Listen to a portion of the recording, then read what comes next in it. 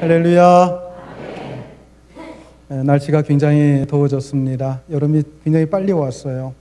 아마 여러분들의 생활이 굉장히 힘들고 고단할 줄로 생각합니다.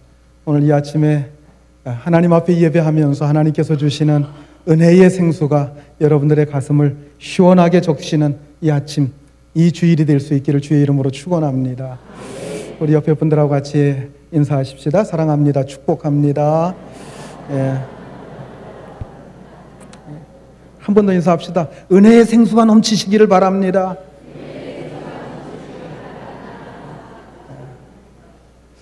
오늘은 또 6.25 67주년 되는 주일입니다.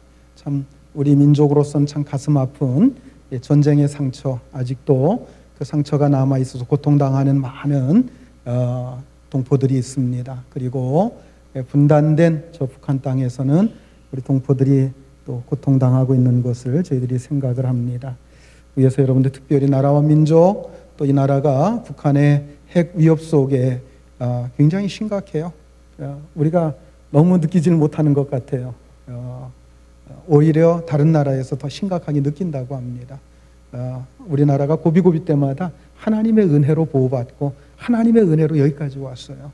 지금 위기도 하나님의 은혜 속에서 모든 것을 이기게 하여 주실 줄로 분명히 저는 믿습니다. 그러나 그냥 되는 게 아니에요. 성도들의 기도로 됩니다. 여러분 날마다 나라와 민족을 위해서 기도하시길 바랍니다. 특별히 우리 권사님들 구국 기도회 하고 있는데 정말 어느 해보다도 뜨겁게 기도회가 잘 진행되는 것을 정말 하나님 앞에 감사합니다. 우리 권사님들께 감사를 드리고요. 동참하시는 여러분들께 감사를 드리고 이제 마지막 한 주간인데 또 열심히 여러분들이 동참해 주시고 구국기도회가 여기서 끝나서는 안 되겠죠. 나라와 민족이 지금 풍전등화와 같습니다. 이러한 때 우리가 더 나라와 민족을 위해서 뜨겁게 기도해야 될 줄로 믿습니다. 제가 어린 시절에 보았던 영화 가운데서 록 허드슨, 엘리자베스 테일러, 그리고 젊은이들의 우상이었던 제임스 딘이라고 하는 아주 유명한 배우들이 동시에 출연했던 영화가 있어요. 자이언트라고 하는 영화입니다. 그 영화에 보면은 어느 한 건달이 텍사스에서 유전을 찾아내는 바람에 벼락부자가 돼서 거기서 일어나는 일들을 이렇게 묘사하고 있는 영화입니다. 한때 미국 텍사스에서는 이런 식으로 벼락부자가 된 사람들이 많았다고 합니다. 과거 우리나라에서도요, 이 금광을 찾아다니는 사람들이 많이 있었어요. 금광을 가리켜서 뭐라고 불렀죠? 노다지라고 불렀어요. 노다지. 그래서 노다지를 찾아다니는 사람들이 많았고, 그 중에는 정말 그것을 금광을 발견해서 벼락부자가 되는 사람들도 있는가 하면 대부분은 이리저리 금광을 찾아 헤맸지만 자신의 재산 다 날려버리고 인생 다 허비해버리고 빈털터리가 된 채 폐가 망신한 사람들이 굉장히 많았습니다. 사실 우리 주위에는 아직도 다른 사람들이 찾아내지 못한 많은 보물들이 있습니다. 그것이 돈이 될 수도 있고 석유가 될 수도 있고 금광이 될 수도 있습니다. 아니면 새로운 정보나 새로운 어떤 지식일 수도 있습니다. 특히 오늘날 시대에는 삼성이나 애플 등과 같은 기업에서 첨단 지식이나 정보를 상품화해서 대박치는 경우들이 종종 있습니다. 그래서 새로운 지식이나 새로운 정보가 보물이라고 하는 것도 틀림없는 사실입니다. 그런데 우리는 이 귀한 보물이 어디에 있는지 모른다고 하는 거죠. 어디에 있는지 알기만 하면 당장 대박 칠 수 있을 텐데 그게 어디에 있는지 모르는 게 문제입니다. 금광을 찾아 헤매다가 폐가 망신한 사람들처럼 우리가 그것을 얻기 위해 여기저기 떠돌아다니지만 모든 것을 다 허비한 채 엉뚱한 곳에 자신의 재산을 투자하고 자신의 인생을 투자한다고 하면 그 결과는 굉장히 뻔할 것이 될 것입니다. 그런데 하나님께서는 우리에게 아주 귀한 보물, 아주 귀한 금광을 주셨습니다. 만약 우리가 이것을 캐내기만 한다면 우리는 가장 풍성하고 가장 아름다운 삶을 살 수 있을 것입니다. 그런데 많은 사람들이 이 보물을 알아보지 못하고 엉뚱한 데 가서 엉뚱한 보물을 찾다가 그냥 인생을 다 그렇게 허비해버리고 맙니다. 자, 오늘 본문에서 주님은 우리에게 구하고 찾고 두드리라고 말씀하십니다. 이 말씀은 하나님께서 우리에게 주신 놀라운 보물들이 있다는 거예요. 그 보물들을 구하라는 겁니다. 그 보물들을 찾아내라는 겁니다. 물론 이것을 찾아내는 것이 쉽지는 않을 것입니다. 그러나 그것을 위해서 힘쓰고 수고한 사람들은 그만큼 하나님의 놀라운 복과 은혜를 누리게 될 것입니다. 자, 먼저 오늘 본문 7절과 8절 말씀을 우리 같이 한번 읽겠습니다. 구하라 그리하면 너희에게 주실 것이요 찾으라 그리하면 찾아낼 것이요 문을 두드리라 그리하면 너희에게 열릴 것이니 구하는 이마다 받을 것이요 찾는 이가 찾아낼 것이요 두드리는 이에게는 열릴 것이니라. 아멘. 예수님께서는 우리에게 그냥 구하라 찾으라 두드리라 이렇게 말씀을 하십니다.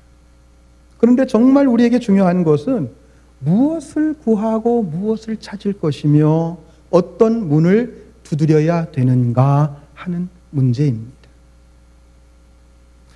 애당초 처음부터 석유가 없는 곳이라고 한다면 아무리 열심히 찾아 헤맨다고 할지라도 그 사람은 석유를 얻을 수가 없습니다.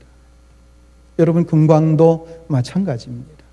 자, 그러므로 우리는 먼저 무엇을 구할 것이냐, 무엇을 찾고 무엇을 두드릴 것인가 하는 것을 먼저 아는 것이 중요합니다. 자, 여러분, 여기서 우리가 알 수 있는 것이 무엇입니까? 우리가 하나님의 자녀요, 하나님의 백성들임에도 불구하고 가장 귀한 보물, 이것은 그냥 주어지지 않는다는 거예요.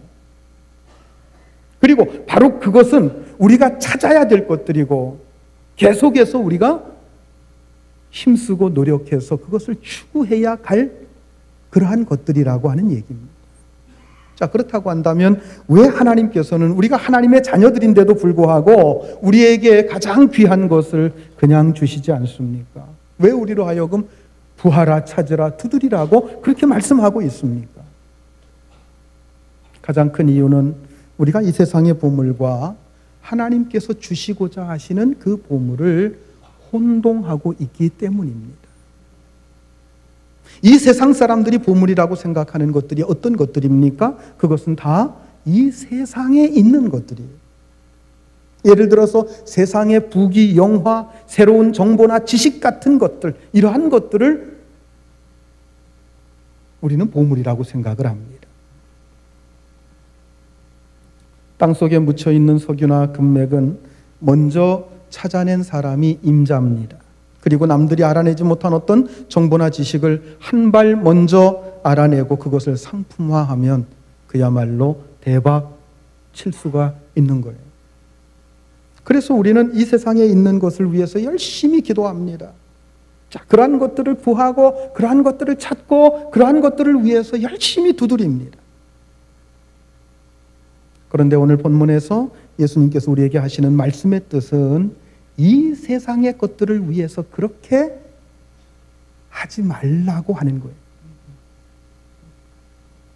예수님께서는 가장 좋은 것은 이 세상에 있는 게 아니라는 겁니다. 여러분, 가장 좋은 것은 하나님께 있는 줄 믿으시기 바랍니다. 하나님의 나라는 가장 좋은 것들이 가득한 금광과 같은 보물 창고입니다. 예수님께서는 바로 그 하나님의 나라를 이 세상에 가져다 주시기 위해서 이 세상에 오신 분이십니다. 그러니까 진짜 금광이나 보물, 이것은 땅 속에 있는 게 아니라 이 세상에 있는 게 아니라 어디에 있어요? 다 하늘에 있다는 거예요. 여러분, 우리가 찾아야 될 보물은 다 하늘에 있는 줄 믿으시기 바랍니다. 그런데 우리에게 문제가 있어요. 바로 하늘에 있는 그것을 보물이라고 생각하지 않는다고 하는 겁니다. 하늘에 있는 그것을 보물이라고 생각하지 않고 있어요.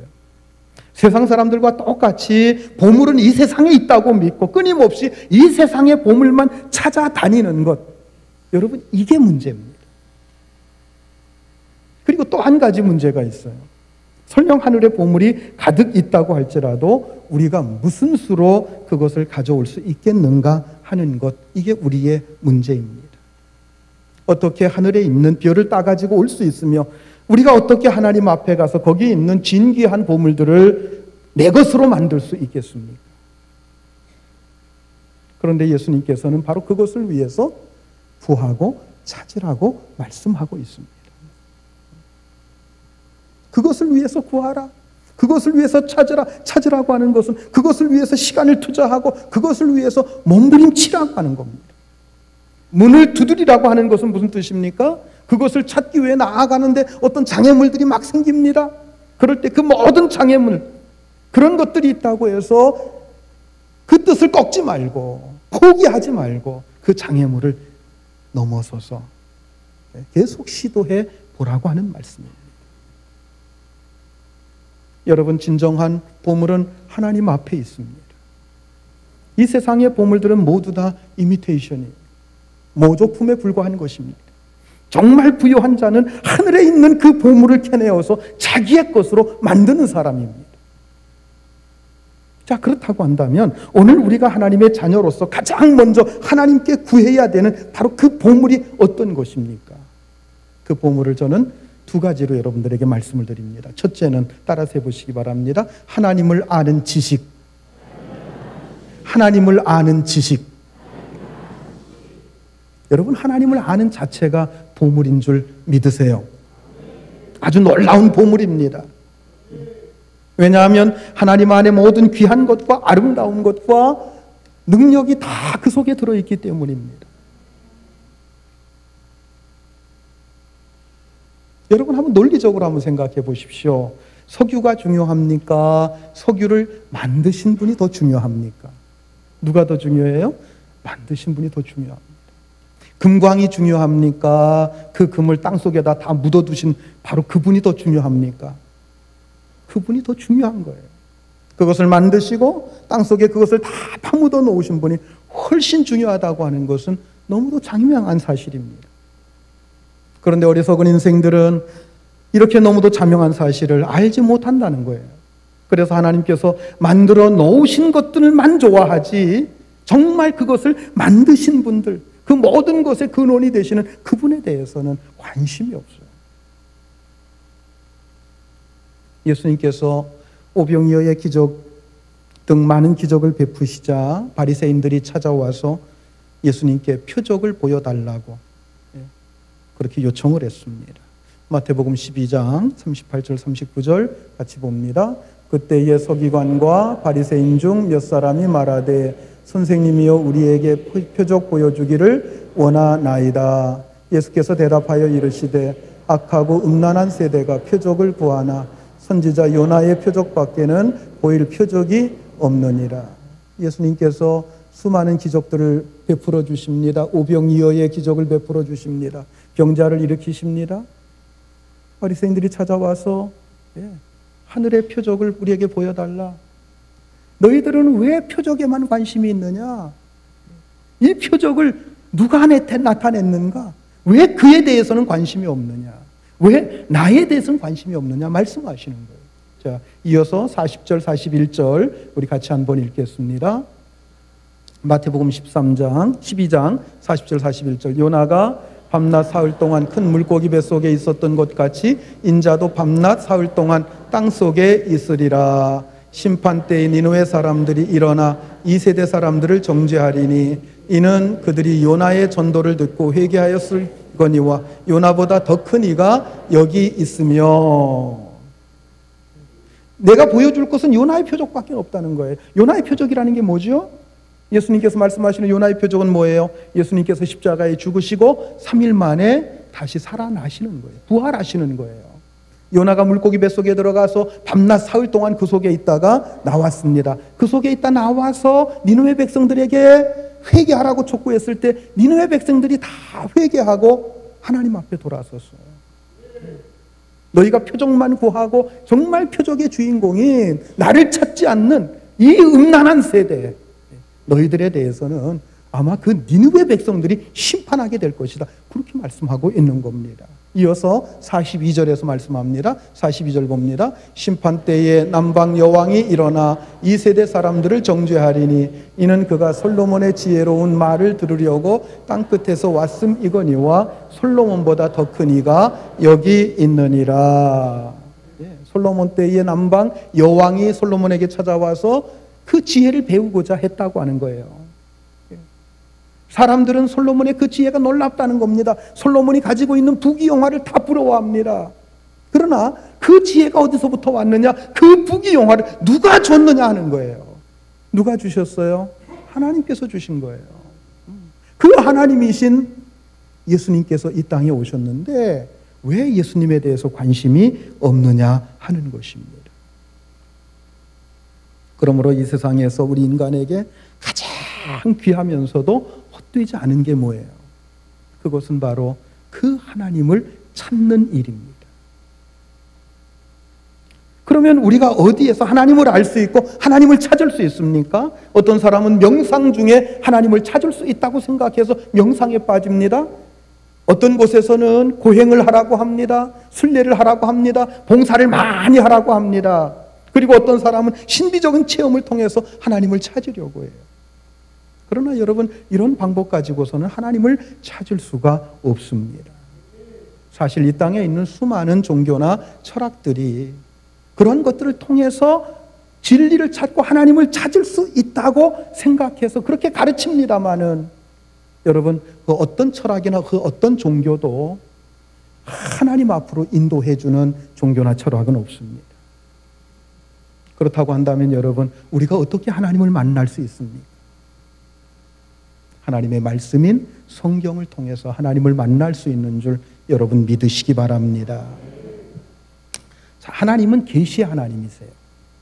하나님은 당신이 지으신 이 우주 만물 속에 하나님을 알 수 있는 요소들을 가득히 넣어주셨습니다. 그리고 인간의 마음속에는 양심이라고 하는 것을 넣어주셨어요. 그래서 우리가 양심을 가지고 이 세상 만물을 쳐다보면 모든 만물 속에 하나님의 숨결을 느낄 수가 있어요. 하나님의 솜씨를 느낄 수가 있어요. 하나님의 살아계신 그 음성을 들을 수가 있습니다. 이걸 가리켜서 자연계시 또는 일반계시라고 그렇게 부릅니다. 자, 그런데 문제는 인간이 범죄해서 타락했고 하나님이 주신 그 양심이 어두워졌다는 것입니다. 그래서 그 더러운 양심 가지고서는 아무리 우주 만물의 아름다움과 신비로움을 보면서도 하나님을 보지 못합니다. 하나님을 만나지 못합니다. 그러면 어떻게 해야 됩니까? 하나님께서 직접 자신의 모습을 나타내 보여주셔야 됩니다. 특별한 방법으로 찾아오셔야 됩니다. 이것을 가리켜서 특별 계시라고 말을 하는 거예요.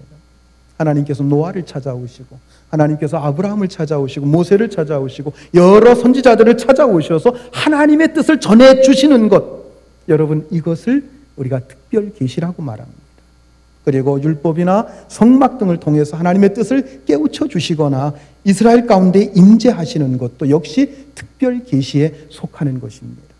그러나 그 많은 선지자들과 율법 그리고 이스라엘 역사를 통해서 보여주신 그 수많은 증거들이 이스라엘 백성들에게 있었음에도 불구하고 그들은 하나님을 온전히 깨닫지 못하고 믿지 못했다는 거예요.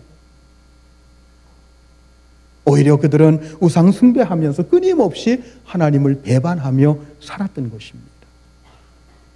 그래서 하나님께서는 가장 결정적인 두 가지의 계시를 주십니다. 첫 번째는 예수 그리스도, 그리고 또 한 가지는 바로 성경입니다. 하나님의 말씀 성경입니다.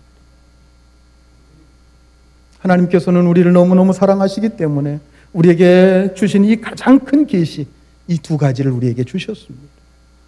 예수님께서는 이 땅에 오셔서 내가 곧 길이요 진리요 생명이니 나로 말미암지 않고는 아버지께로 갈 자가 없느니라라고 말씀을 하셨어요. 우리가 하나님을 알고 하나님을 찾고 하나님을 만날 수 있는 가장 확실한 길, 그게 뭐예요? 예수 그리스도를 통하는 길입니다.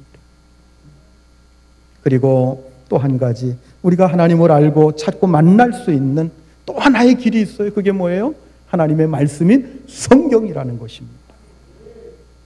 하나님께서는 성경 안에다가 자신을 가장 명확하고 분명하게 나타내 보여주셨습니다. 물론 성경이 하나님의 모든 것을 다 말씀하는 것은 아닙니다.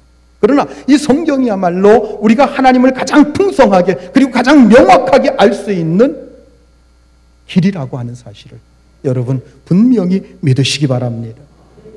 그리고 우리가 성경을 통해서 하나님을 알면 알수록 우리의 병든 영혼이 치료가 됩니다. 우리의 영혼이 하나님처럼 존귀하게 변화되는 줄 여러분 믿으시기 바랍니다. 여러분, 우리가 이렇게 주일마다 주예전에 모여서 예배하는 이유가 무엇입니까?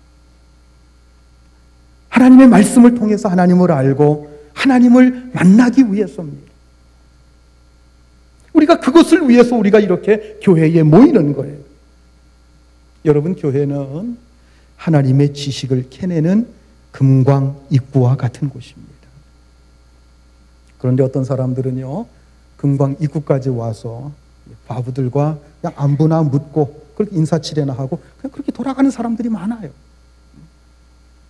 그런가 하면 어떤 사람은 금광에 와서 그 갱도 깊은 곳에까지 들어가서 금을 캐내고 그 캐낸 금을 햇빛에 비춰보고 그것을 갈고 닦고 그래서 자기의 것으로 만드는 사람이 있어요. 여러분, 오늘 우리에게 가장 귀하고 보배로운 일이 무슨 일인지 아십니까?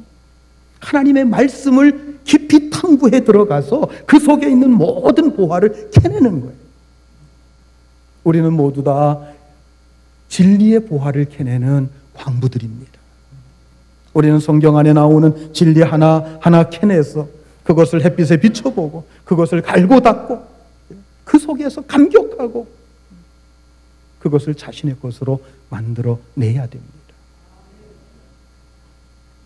이렇게 소중한 일은 교회가 아니면 할 수가 없어요. 교회만이 우리에게 이 귀한 보화를 캐내어 줄 수 있는 것입니다. 그래서 교회는 금광 입구와 같은 곳이에요. 우리는 교회에 와서 다른 것을 구해서는 안 됩니다. 이 금광에 와서 석탄을 구하는 것은 참 어리석은 일이에요. 어떤 사람은 우물가에 와서 숭늉을 찾습니다. 어떤 사람은 교회에 와서 자기가 하는 어떤 상품, 이런 것들 선전합니다. 보험 상품 들어줄 사람을 찾습니다. 어떤 사람은 동업자를 찾거나 결혼할 여자를 찾습니다. 여러분, 그런 사람들은요, 잘못 찾아온 거예요. 물론 그렇게라도 와서 또 진리의 말씀 부딪힐 수는 있습니다만 근본적으로 그런 목적을 가지고 찾아왔다고 하면 그건 잘못 찾아온 거예요. 물론 금광 캐내는 일을 하다가 서로 뜻이 맞아가지고 뭐 보석상을 한다거나 또 뭐 그곳에 이렇게 배달 온 어떤 사람과 눈이 맞아서 결혼하거나 뭐 이런 일도 있을 수는 있어요. 그러나 금광을 캐는 광부에게 가장 중요한 일, 그건 뭡니까? 가장 좋은 양질의 금을 캐내는 바로 그 일입니다. 그래서 우리가 교회에 와서 가장 중요한 일은 하나님의 말씀을 통해서 하나님을 만나고 하나님에 대한 지식으로 그 마음, 그 심령이 충만해지는 바로 이것입니다. 여러분, 이것이 우리가 캐내야 될 보물인 줄 믿으시기 바랍니다. 또 한 가지 우리가 구하고 찾고 두드리면서 우리가 찾아야 될 것, 그 보물이 무엇입니까? 따라서 해보시기 바랍니다. 우리의 몸. 여러분, 우리의 몸이 우리가 구하고 찾고 두드려야 될 보물입니다. 하나님은 우리 모두에게 엄청난 잠재력을 지닌 보물을 주셨는데 그게 바로 우리의 몸입니다. 하나님이 원하시는 것, 그것은 우리 몸이 하나님의 거룩한 뜻 가운데 사용되는 거예요. 우리 몸에 성령의 능력이 임하는 것입니다. 그래서 늘 이 몸을 가지고 정욕을 채우고 죄만 짓던 삶을 버리고 하나님의 뜻을 실현하는 하나님의 도구가 되는 것. 이렇게 하나님의 도구로 쓰임받는 것, 이 자체가 여러분 놀라운 보물인 줄 믿으시기 바랍니다. 예수님이 우리 가운데 오시기 전에 우리 몸은 마귀의 뜻에 굴복해서 죄 짓는 일에 열심이었습니다. 마귀는 우리 속에 있는 더러운 욕망을 부추겨서 정욕에 빠져 살게 하고 매우 탐욕스러운 인생으로 우리를 만들어 버렸어요. 그래서 우리 몸은 마치 뇌성마비 걸린 환자처럼 우리가 어떻게 하고 싶어도 마음대로 할 수가 없어요. 마귀가 우리를 완전히 얽어매서 그 뜻에 순종해서 그것에 끌려다니는 그런 인생이 됐다고 하는 겁니다. 하나님께서 예수님을 우리 가운데 보내주신 이유가 무엇입니까? 우리를 지배하고 있는 이 사탄의 권세를 깨뜨리시기 위해서인 것입니다. 예수님께서 십자가에 죽으시고 부활하심으로써 마귀의 권세를 깨뜨리시고 승리하셨어요. 그래서 우리가 그 부활하신 주님을 우리의 마음속에 영접하게 되면 더 이상 마귀가 우리의 몸을 주장할 수가 없어요. 이제 우리의 주인은 누굽니까? 부활하신 주님이십니다. 그 주님의 말씀, 그 주님의 뜻에 따라서 우리가 살아가야 되는 거예요. 자, 그런데 여러분, 그게 하루아침에 되는 일이 아니에요.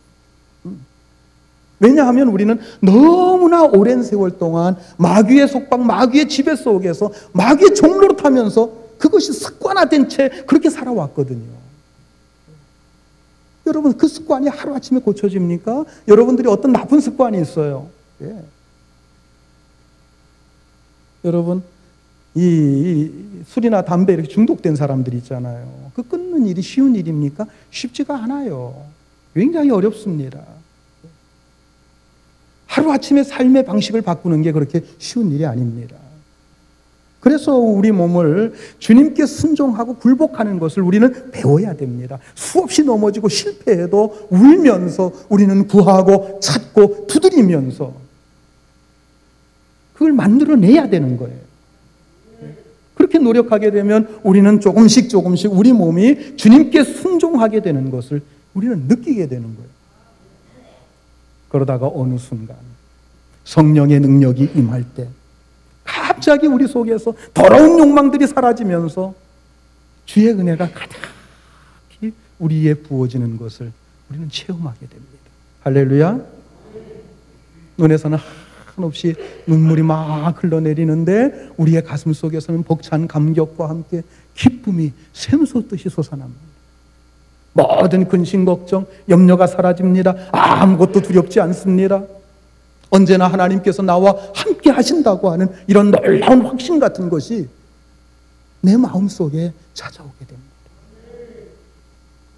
그리고 더 이상 이 몸을 가지고 죄짓는 일에 사용돼서는 안 되고 오직 하나님의 영광을 위해서만 사용돼야 되겠다 하는 놀라운 결단이 마음속에 생겨나게 되는 것입니다.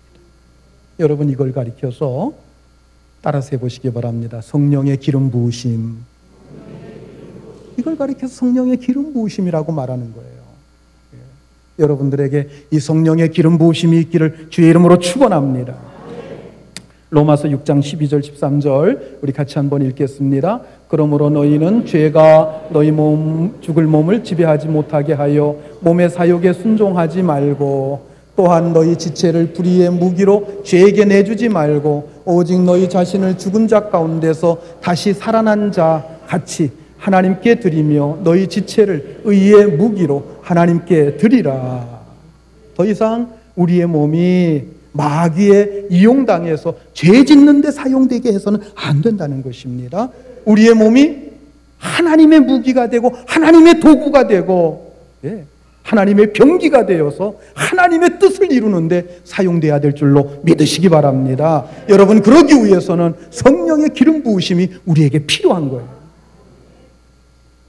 여러분, 절대로 우리 몸을 과소평가하지 마세요. 과학자들의 말에 의하면 보통 사람들이요, 일평생 몸의 기능 가운데에서 5% 정도 사용하고 나머지는 사용도 해보지 못하고 그렇게 인생을 끝낸다고 하는 얘기입니다. 그러니까 자기가 사용할 수 있는 그런 무한한 가능성들이 있는데 그것을 미처 사용하지 못한 채 그렇게 살다가 간다는 거예요.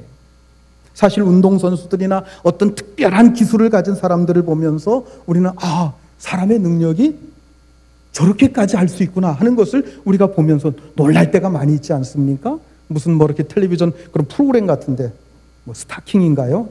저 뭐 잘 모릅니다만은 그런 프로그램에 나와서 하는 걸 보면은 참, 야, 뭐 사람이 저렇게까지 할 수 있나 놀랄 때 있잖아요. 그런데 여러분, 우리가 이 몸을 잘못 사용하게 되면 엄청난 범죄에 이용될 수 있다는 거예요. 그러나 우리가 이 몸이 하나님의 손에 붙잡히게 될 때에 또한 엄청나게 놀랍게 사용될 수 있다고 하는 사실을 여러분 기억하시길 바랍니다.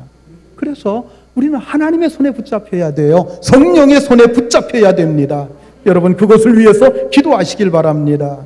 그리고 하나님의 말씀으로 여러분 자신의 죄성을 굴복시키고 여러분 자신을 훈련시키세요.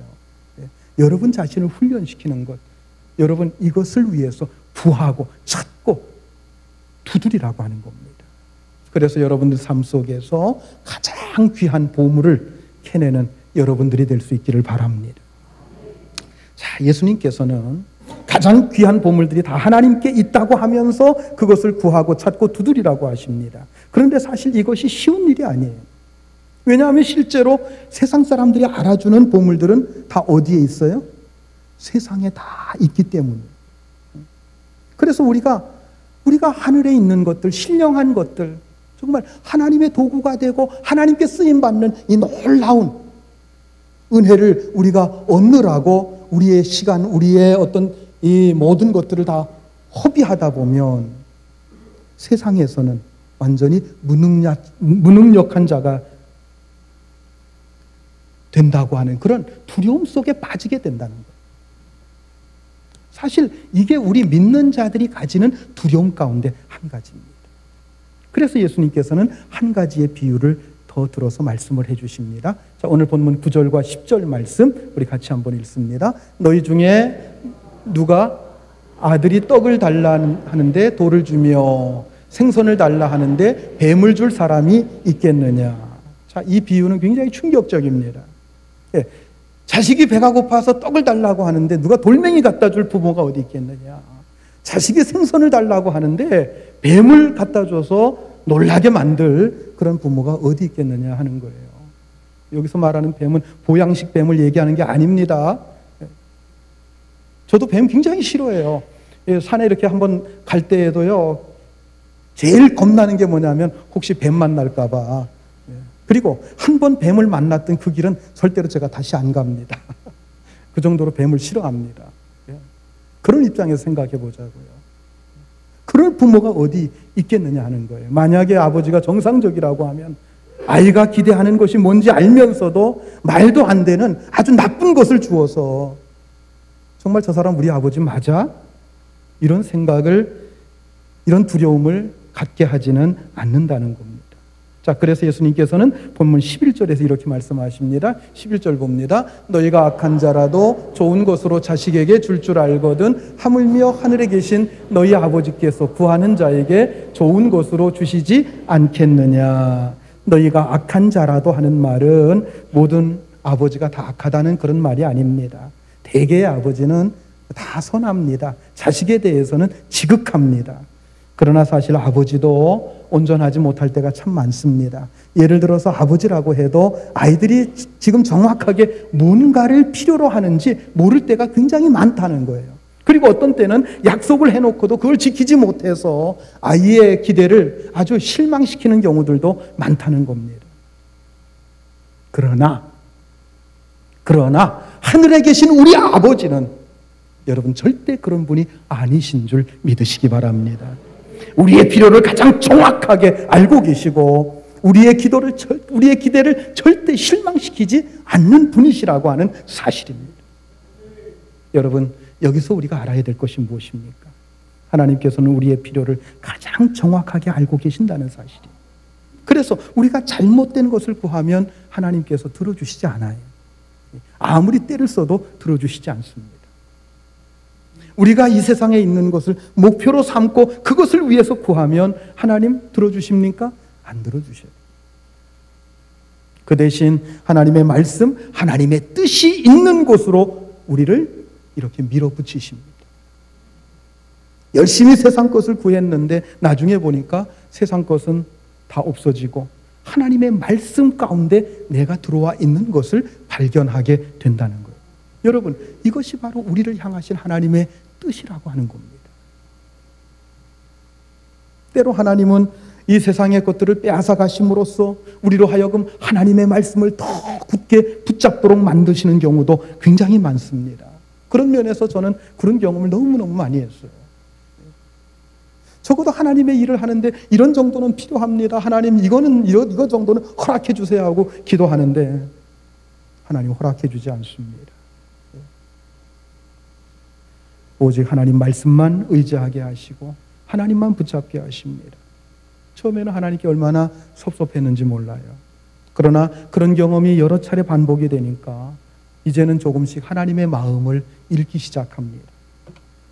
이제는 하나님의 마음을 조금이라도 안다고 하는 그 자체가 기쁘고 그 자체가 감사한.